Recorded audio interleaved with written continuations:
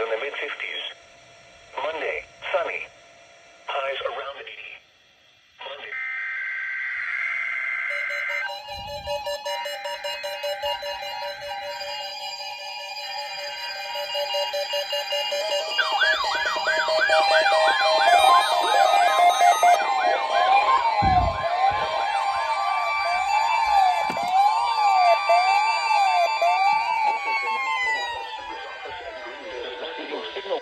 The preceding signal was a test of weather radio station WXL70's public warning system.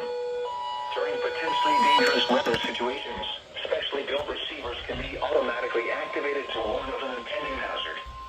Tests of the signal and receiver's performance are normally conducted between 11 a.m. and noon each Wednesday.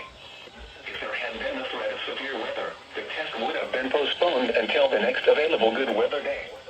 Reception of this broadcast and warning alarm will vary at any given location. This variability, which will be more noticeable at greater distances from the transmitter, can occur even though you are using a good quality receiver in good working order.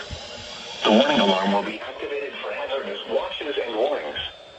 For station WXL70, broadcasting near Charlotte, on a frequency of 162.475 megahertz, the warning alarm will be activated for the following counties in North Carolina: Alexander, Anson, Cabarrus, Catawba, Cleveland, Gaston, Argyle, Lincoln, Mecklenburg, Montgomery, Richmond, Rowan, Stanley, and Union. In South Carolina, Cherokee, and York. This concludes the NOAA Weather Radio All Hazards Storm Alert Test.